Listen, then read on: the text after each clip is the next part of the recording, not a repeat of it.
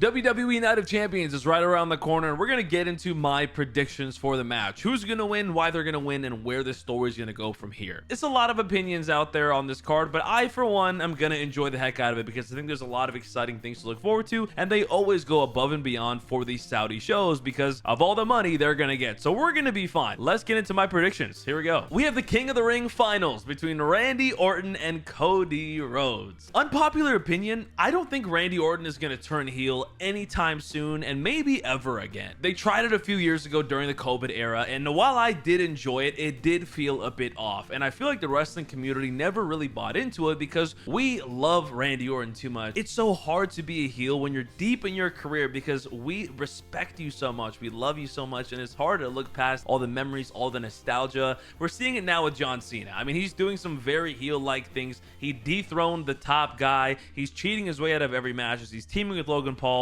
And gosh darn it, we're going to cheer him on every single week. Now, granted, it's a little bit different. That's a farewell tour, and we're not going to see him again. Randy Orton should be here for a long time, but I don't think we're going to see any signs of Randy turning heel, and I don't think it's going to happen anytime soon. I hope I'm wrong because I love a heel Randy Orton. Who doesn't? But I'm not expecting anything heel from Randy Orton coming out of this feud. But that being said, they can still have a feud. It doesn't have to be heel versus face or betrayal or a heel turn. They can still just feud, and it'd be a competitive, nice little run that they have later down the road when one of them is champion. In terms of the outcome of this match, they keep directing the feud to John Cena. It seems like no matter what, they're only talking about Cody and Cena or Randy and Cena. And because we just saw Randy Orton versus John Cena for the last time, I do think that was the final time at Backlash. I don't think we're going to see them go at it once again. That was awesome. I don't know if they can really top it, so let's leave that as it was. I think that was a great way to end it. It's going to be Cody Rhodes winning this match. And honestly, them directing this towards John Cena is a bit unfair because it makes it super predictable. Like, did they ever even bring up the possibility of Randy going against Gunther or Cody going for Gunther?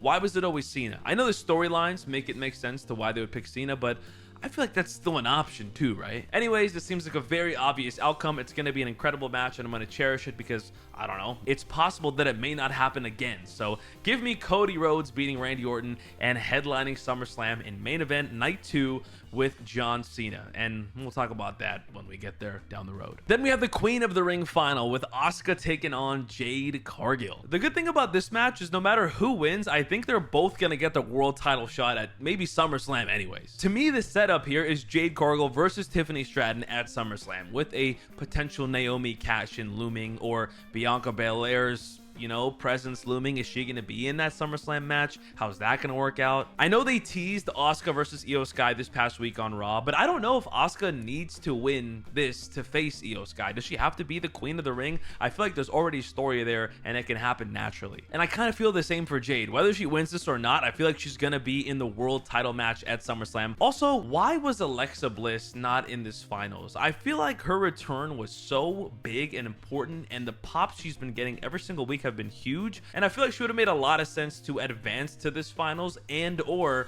be the Queen of the Ring, because I would like to see Alexa Bliss versus Tiffany Stratton. I think there's some interest there because the Jade Bianca Naomi feud, that can still be its own thing at SummerSlam. Obviously, it doesn't matter anymore. Alexa Bliss is out and she's already in a storyline with Charlotte Flair, which I'm actually pretty excited about. So anyways, I do have Jade Cargill winning, and I think this is going to be a huge prove it opportunity for Jade. It's her first world title chase in the WWE. She's going to have the big spotlight. She's going to have the big 1v1 promos. She's going to have to put on a banger at SummerSlam. And personally, I think she can do that. I'm a big fan of Jade. I think she does it all really well, and she's really coming into her own as of late. So I'm excited for her match at SummerSlam, and I think her winning would be the right decision. I honestly don't see it any other way. I don't love this match for Solo Sikoa because, like, what's next for Solo? He's had so many big moments, like SummerSlam with Cody, Money in the Bank, Raw on Netflix with Roman Reigns, and he's losing all these matches.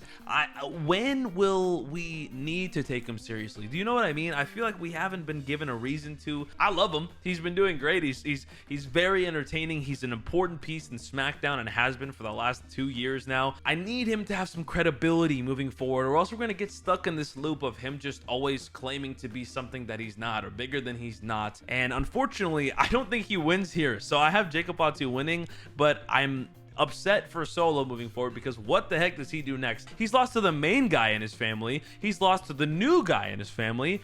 What's he gonna do now? I know we're all wondering the same thing. Will a new Bloodline member debut during this match? We saw Hikuleo debut in the WWE a few weeks back during a main event match. We know Zilla Fatu has been on the WWE radar for a while. Tonga Loa and Tama Tonga are on the shelf waiting to come back. But no, I don't think we see a new Bloodline member during this match. I do think Jimmy Uso gets involved. We saw him get involved this past week on SmackDown, and that was kind of exciting. I'm very intrigued with this Jacob Fatu Jimmy Uso relationship. Is it going to be a tag team? Is it going to be a feud down the road? I don't know, but I kind of like it. We all got Jacob Fatu winning. He's awesome. He deserves a great title reign, especially moving into SummerSlam. I think he's got some fun feuds moving forward with maybe Damian Priest, maybe Jimmy Uso. I'm excited. Jacob Fatu has been great, and unfortunately, he's taking this dub against Solo. Then we have the street fight between Rhea Ripley and Raquel Rodriguez. Hot take here, part of me wants Rhea Ripley to lose this match. I just feel like Raquel has been a sidekick for so long, and she never gets enough credit. She never gets the spotlight. She really needs that definitive moment where people take her seriously, and she needs a big win because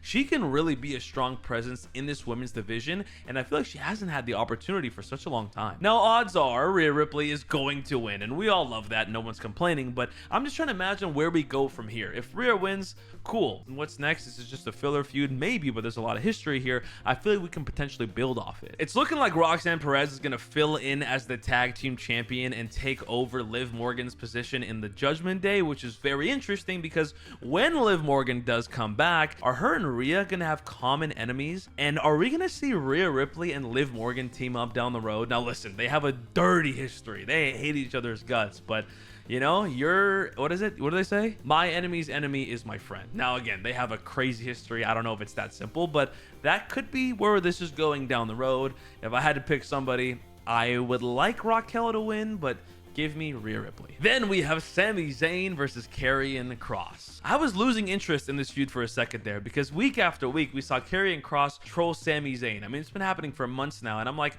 are these guys ever gonna have a match? Like, what's going on here? Finally, they get their match, and it's at a PLE. What a payoff for everybody waiting for this feud. I'm a big fan of Karrion Kross. I have been since he was what do they call it? Final Testament. I really enjoyed that, and Karrion Kross from years back. He's clearly come a long way, and he's really stepped into his own.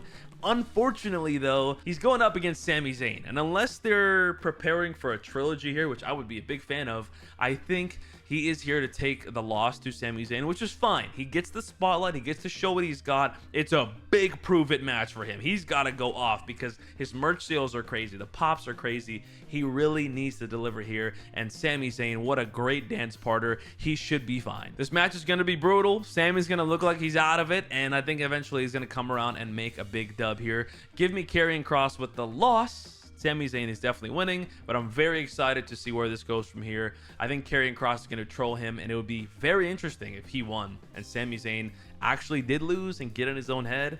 That would be fun. Then finally, the main event, John Cena versus CM Punk for the Undisputed WWE Championship. I'm going to be honest, guys. John Cena's chances of winning are massive. Let's be real. He's definitely winning this match. CM Punk is not going to win, but I do have Seth Rollins cashing in this match to take advantage of John Cena, CM Punk, just to pretty much screw CM Punk. I don't think he really wants to cash in on Cena for exactly what John Cena said earlier a few weeks ago, but I think just to spite CM Punk, he can definitely try to cash in, even just to distract. But that cash in will be failed because Roman Reigns will also be returning. That's my prediction, and I'm feeling really good about it. He is set to return any day now because he has a match for SummerSlam in his contract, I'm pretty sure is what I've been hearing. So Roman Reigns is coming back very soon here, and I think it's going to come back to stop Seth Rollins from cashing in, and that will lead to a Roman Reigns Seth Rollins 1v1 at SummerSlam, which I'm a big fan of. Or it's going to be Roman and Punk versus Seth and Braun Breaker at SummerSlam. I don't really know what's next for Punk. If it's not a tag match against Seth Rollins and Braun Breaker, like, is it a triple threat with Cody and John Cena at SummerSlam? Does that spice things up a little bit? Because his match was ruined by Seth Rollins and Roman Reigns and all these shenanigans. Maybe he wants another shot because they haven't been doing John Cena versus CM Punk as a one last time final match ever type thing. They haven't really been advertising it like that. So do they run it back at SummerSlam SummerSlam. Is that more interesting than a WrestleMania rematch? I don't know. I think it's possible, but John Cena definitely winning. It's going to be exciting, and I think we see Seth. I think we see a returning Roman. I think it's going to be a bang and an awesome ending to the show. Those are my predictions. Let me know what you guys think in the comments down below, of course. Make sure to follow me on all the social media so you guys don't miss the coverage of this event. I'll be live streaming here on YouTube, so make sure you're subscribed, on Twitch at JT Gilly, on TikTok at GillyMania, and we'll be posting the clips, of course, at GillyMania on Instagram, at GillyMania Reacts on TikTok. That's my new TikTok account because it keeps getting banned. So make sure you guys are following me everywhere so you don't miss out on the show. I'm excited. I think it's going to be a lot better than when people are anticipating. We'll wait and see.